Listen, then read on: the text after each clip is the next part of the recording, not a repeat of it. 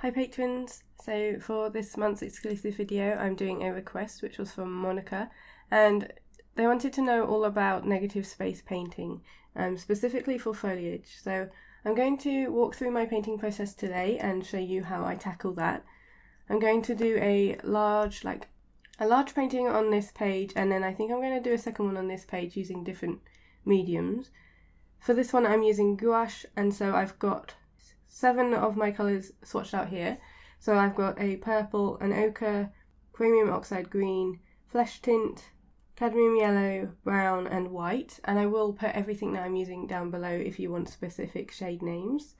And then for my reference today I'm using this image which I got from Pexels, and again I'll link this down below. This is a very complicated image, so I thought it would be really handy to use for the negative space tutorial, because it's harder obviously to use the more complicated ones, and then hopefully you can use the lessons from today's video for more simpler images. One tip that I do have when you've got tricky images and you're trying to work out layers is to convert it to black and white. So this one's not too bad because you can see with like the yellower greens that these ones are obviously lighter and then these are the darkest. And with negative space paintings, you're going to go around these shapes and do the darkest background first. So converting it into black and white helps you see the tone. So hopefully you can see the difference here. Where this is just a big blob of greens, although you can see the light and shade, it's a lot easier when you convert it to black and white. So you can see here we'd be painting around these very clear shapes. So I think that's a really good tip to do if you're struggling on where to start or where the shapes are. Because it is a complicated image, I'm going to do it first in like layers, so I'm going to paint blobs of where this colour is and then I'll go around it. And one of the things that I'm going to show you with this negative space technique is that it doesn't have to be perfect, because we'll refine it later with coloured pencils. That's the way I generally like to define my paintings anyway, but it works really well with negative space. So I'll talk you through the painting, and I'm going to block in some of this lighter shapes first. I'm probably going to flip back and forth from the coloured version and the black and white version. And I've got my colour palette here, so you should be able to see it on the screen at all times whilst I'm painting. So I'm going to block in the shapes for the leaves first. So this is kind of the opposite to the negative painting technique, but I think it's easier when you're trying to work out where everything is. So I'm not trying to necessarily paint the leaves as they are, I'm just blocking in the colours, and then we'll go in afterwards with the darker green. So I'm starting with the lighter colour.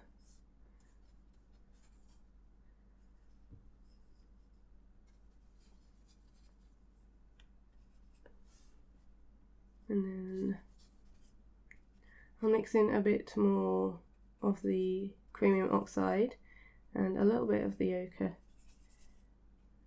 and brown. And then I'm flipping between the black and white.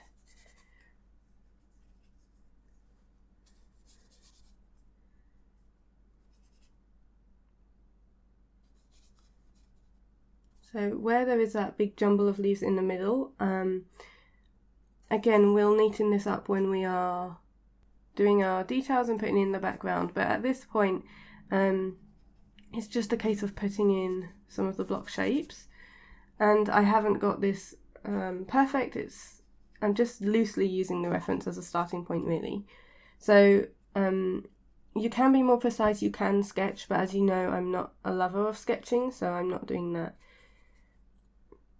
I will put in a shape for the pole in the middle, and I will also put in, I'm just going to get a red just for those raspberries. So I'm going to pop that in, mix it with a little dash of purple.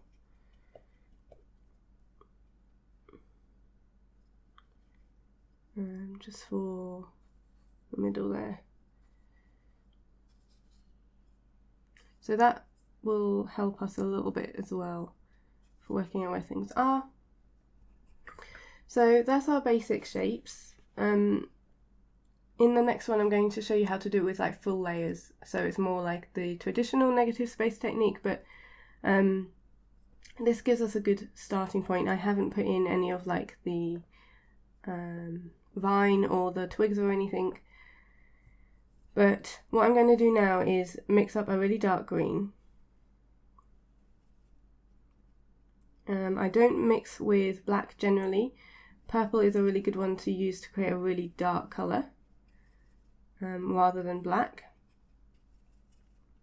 It creates quite a muddy dark brown. So to start with the negative space, so it's kind of just if you are using the black and white one, of going around the shapes. You can use acrylic as well with this. That will work really well because it is so thick. But I'm just using gouache. And you can, what I'm going to show you in the next one is where you do like the full layer. So this is like the easing in technique, I'd say. Although it is quite a difficult reference image, it's easier to do it this way, and then we'll move on to the other one because it's easier to see the shapes. I know that one of the things Monica said was that she struggles to see it through layer by layer, and I think doing it like this helps you a little bit, especially when you're starting off with the technique, to ease into it. So this part here is what you would be doing, but it's a little bit easier, especially for beginners, because you're seeing the shapes a little bit more from that first layer that we put in. So doing it this way just makes it easier to see. So I'm just going around some of these leaves.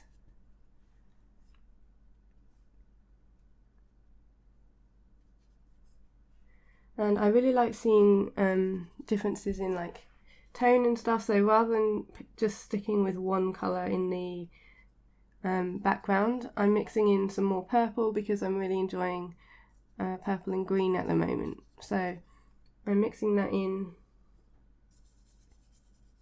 It doesn't have to be one full colour, but definitely similar in tone, so that might be a little bit too light, but so there is the, I guess it's called a vine, so I'm going to draw along that, and I'll leave that blank. I'll leave that with the paper showing. And then it's kind of just a case of colouring in, but we're doing it the opposite way to how you're taught in school, and doing the background first. So I haven't got these leaves in the exact right position, but it definitely doesn't matter. So I'm going to put this on time lapse so you can see this get filled in, and then I'll come back and we'll refine it a little bit more.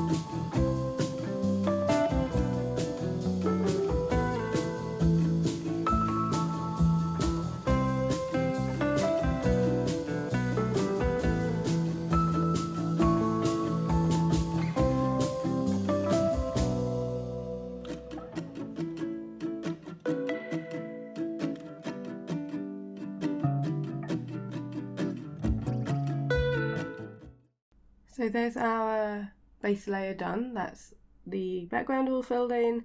I definitely simplified the area over here, took out some leaves just so that the background could show through a little bit more. I'm going to let that dry and we're going to move on to the second one. So for the second image, I'm going to use this one. So again, I'll link this floral piece down below. What I'm going to do for this one is do a full layer of the purple and then we'll work over the top. So rather than like on this one where I did just the purple heads, I'm going to do a full layer of purple and then do the negative space around it. I'm also going to do a fern, so I'm going to do a big block of green down here as well. So I'm going to do that now and get all my colours out and then paint those layers.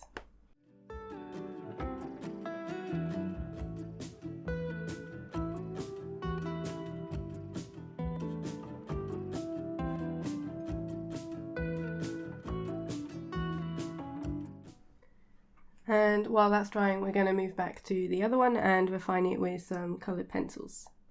So these are the Caran d'Ache Luminance coloured pencils that I've picked out. I've got a few like purple, dark blue and aubergine shade, and then some green. So I mentioned this in the colour video last week, which again I'll link below. So I've got the dark, the light and the mid-tone there.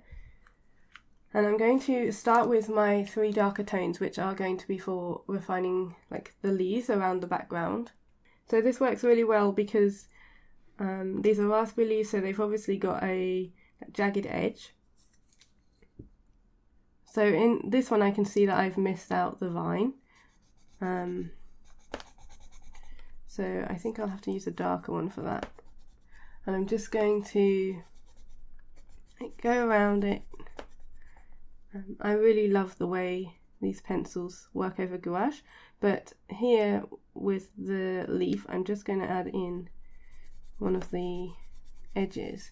So you can see here, actually I'm going to zoom you in, where I'm going to really make these look a bit more like leaves. At the moment they're just blobs. And I'm not going to do every single leaf like this, but it definitely helps to add a bit of context to what we're drawing here.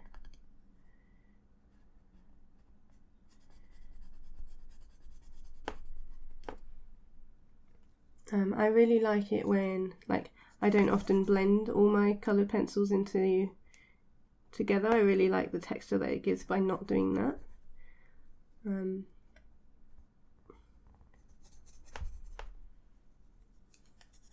So I'll leave some of these like scratchy lines around it, so you can see here. It's showing up a lot better on the camera than it is in real life, so it's not quite as harsh. And then I'm just going to neaten up this whole painting by doing this around it. You can see here where the original blob I did wasn't quite right, so I'm going to you can fill that in with gouache or some coloured pencil, so that's what I'm going to do here. Just because the blobs that I originally did wasn't quite where I wanted them, so you can go back in with gouache, or you can even use Tombows or brush pens just to fill in some of these gaps. So let's do these ones down here. The darker luminance works really well, but you can also use Neocolours as well. But for the more refined shapes, because I don't sharpen my Neocolours, it's a lot more controlled with my coloured pencils. And I think this is the stage, this is one of my favourite stages. I always think it really pulls the drawing together. And it's kind of just refining some of those shapes. Because like I said at the beginning, it doesn't have to be perfect. And this is the point where you can really make it how you wanted it. And it adds a bit more refinement to your finished piece. So say this leaf is in completely the wrong place, I can just draw over these shapes, and you'll see it with the other, the block one that I've painted the base for. You can just draw over the top. So it's the same one for this one. And it's just kind of refining it like that. You can use colour pencils that are a bit more matchy to the background. But again, I really like the texture, so I'm going to continue filling in this spread using this technique. and again I'll pop you on time lapse, and then when it's done we'll move on to the other panel.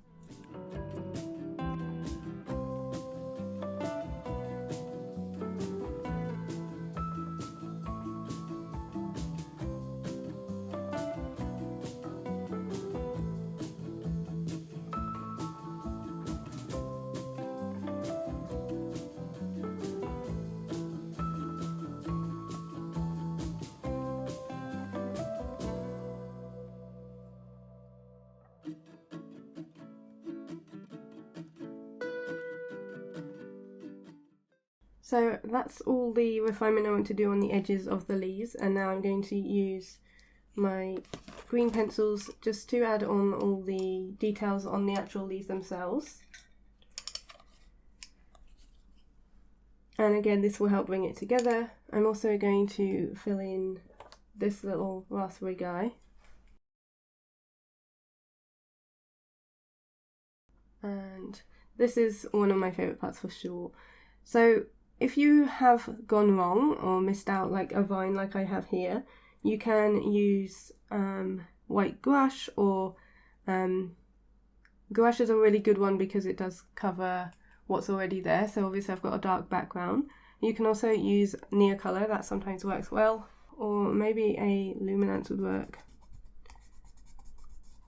I think with this one I'll have to use a Neocolor, so I'm going to try this one. Yeah. So like, it doesn't matter if you've missed out a bit from your original like negative space, you can always fill it in. But I think this is just a really nice technique. I'm going to just add some shading now. So this is like the end stage, so you can almost colour in what you've left. Just going to colour in this bamboo cane. It kind of looks like the plant isn't wrapping around it, so that's another thing that I need to add, is where they connect. So if this is the vine, it comes over, because at the moment it looks like it's coming out of the cane.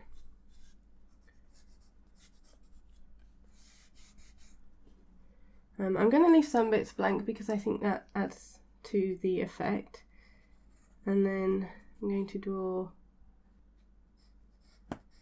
on these bits of the leaves.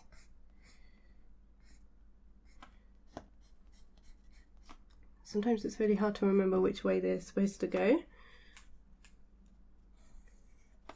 And again, I really like switching colours up as well for the line work. And I'm doing this very messily. Obviously that's more my style, but if you want to be really neat and refined with it, then that would definitely work as well.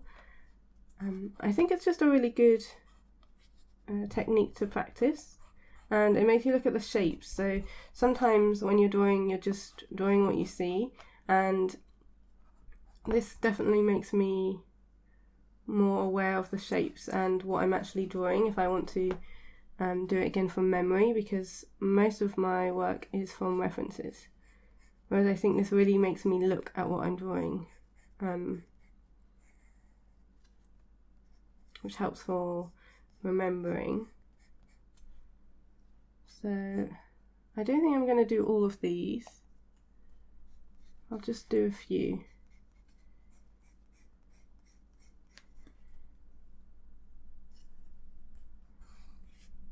I might get carried away and do them all.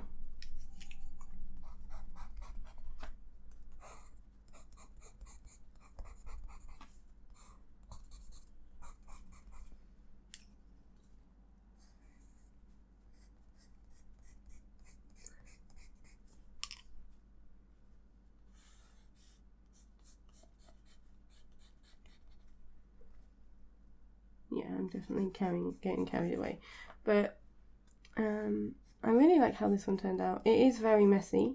I haven't spent a huge amount of time on it, and I definitely could add more texture into the background if I had like my Neo colours with me.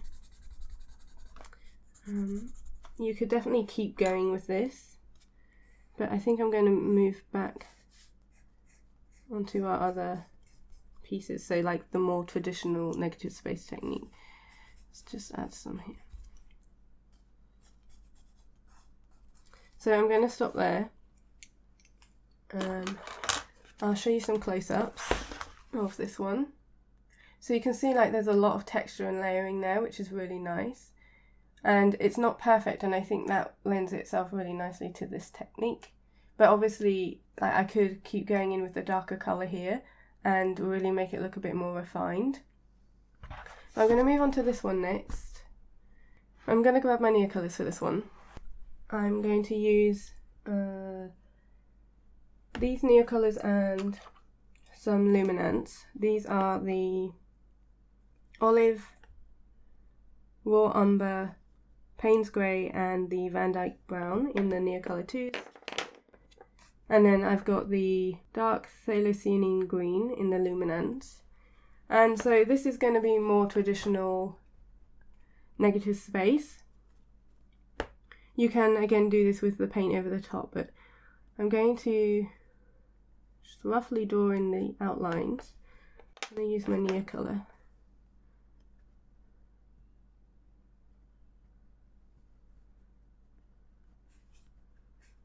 And it's quite nice to do a continuous line for this one. I've got these ones at the back here. And again, you're not looking at what you're drawing, but you're looking at the shape of it.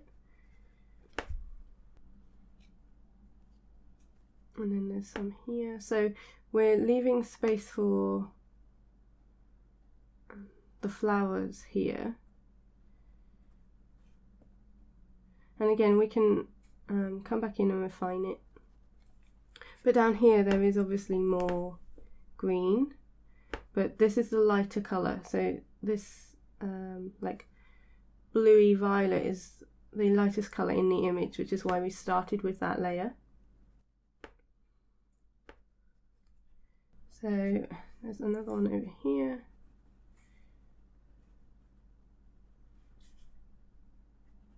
You can see I'm doing this quite quickly, which is my go-to, but you can definitely spend a lot longer doing this.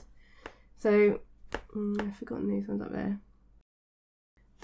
That's the basic shapes of the flowers. I'm going to come in with, I think I'll use this lighter Neocolor and colour around it. So again, I'm going to do this in blocks. Oops, I've forgotten one there. And colour around it. So I haven't converted this one to black and white, but it would be similar to the other one. I'm going to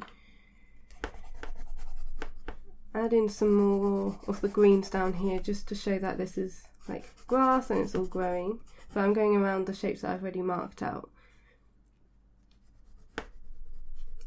And it definitely works on this one, working light to dark, so we've done the lightest colour first, and then I'm just filling in around it. So I find it easier to map out the outlines. So you could say there was a flower up here and you're colouring in, you could just do it like around the flower like this, rather than drawing the outlines first. So that would be the flower, this flower up here. But personally, I find it easier to do the outlines, and I think that makes it easier when you're doing your composition and trying to see the final drawing, because that's what you're trying to do, is working out where things are. And so I think sketching them definitely helps with that, like sketching the outlines. So again, this is like a totally different look to that first one because of the materials, but it's the more traditional technique. I don't know if you're supposed to draw the outlines like this, but it's basically the opposite of colouring in. which is kind of what we did with the first one. So I think up here I'm going to do the Payne's grey, and I might get a different blue as well, and then down here I'm going to do more of the greens.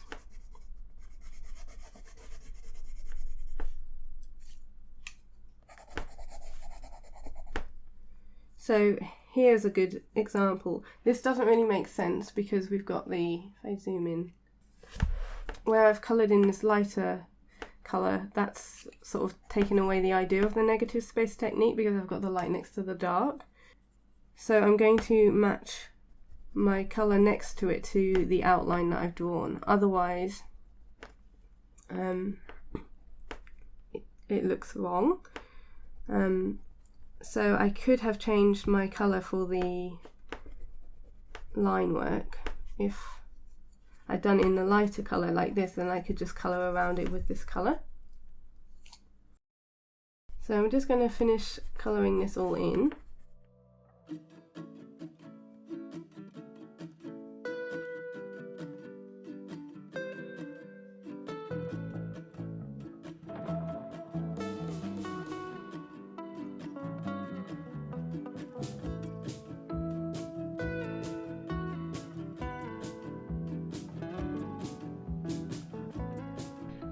So there you can really clearly see where we've blocked out the negative space, and you could totally leave it as it is. You can leave it like that. But I think I'm going to add in some of the details on these flower heads, and I'm just going to use the dark purple and just refine some of these shapes in here. You can colour them in as well. Obviously we've got that base layer of the purple there to help us. So I don't think I'm going to colour it in like I normally would if that wasn't there. You can come back in with your background colour to add in little tiny gaps where the background shows through. Again, I'm going to keep this really quite loose. And I could colour in this stalk here, but I'm going to leave that purple, I think, because I like the way that that looks. This one is again quite messy, but I like the way that that one looks. I think you can see the technique there.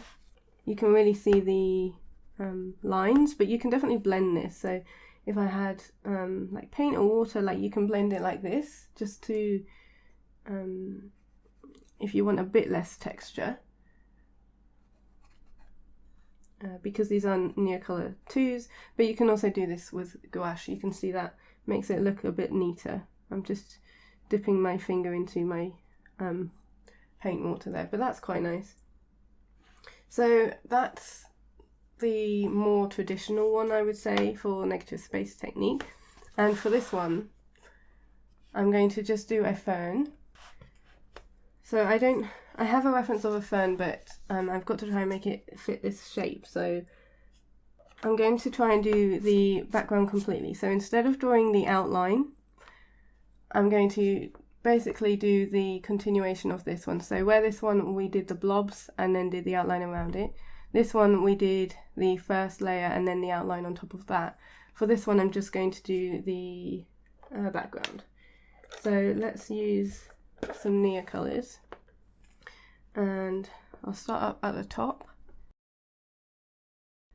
And I've done a similar thing to this in my sketchbook.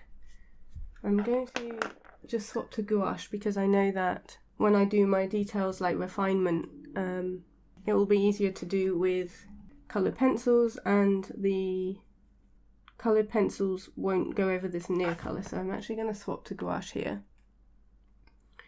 And I'm just going to very roughly put in all the different fronds, I think they're fronds, on a fern, and do the negative space technique with doing it this way. So it's already gone not perfect, but I don't think that matters, so I'm just going to fill in that bit.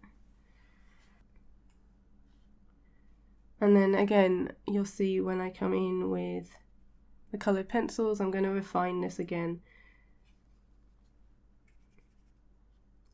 but I've put the lightest colour down first, which is the light green, so we can work on top with the darker colours. This one would work really well if you have a subject with a darker background and the subject is lighter. This one will work really well when you turn it to black and white if you want to see the shape of the plant a bit easier.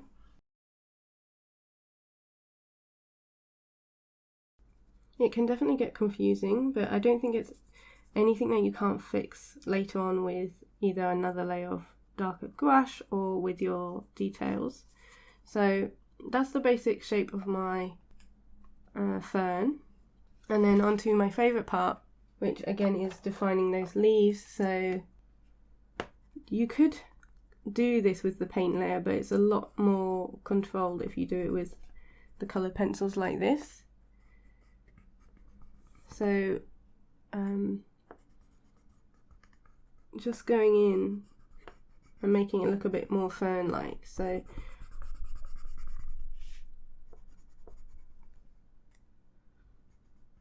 just showing some of those individual pieces of the fronds.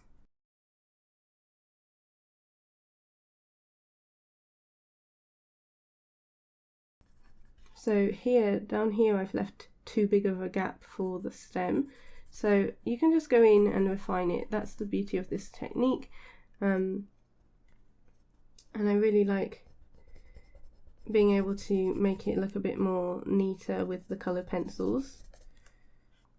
It's still a little bit wet, but the gouache dries really fast, so that's really helpful, especially if you're doing this on like a timer.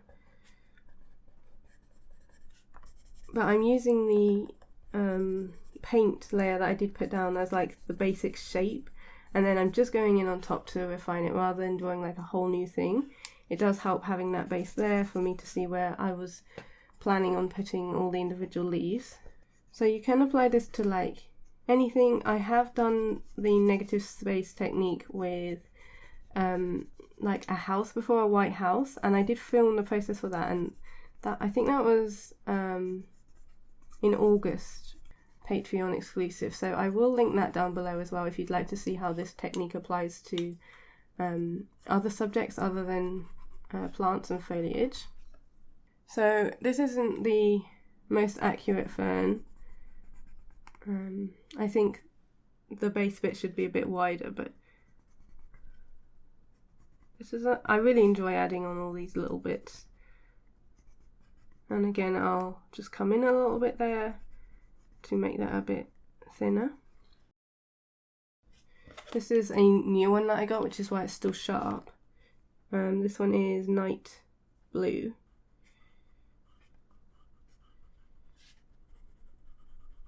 It's so smooth over the gouache.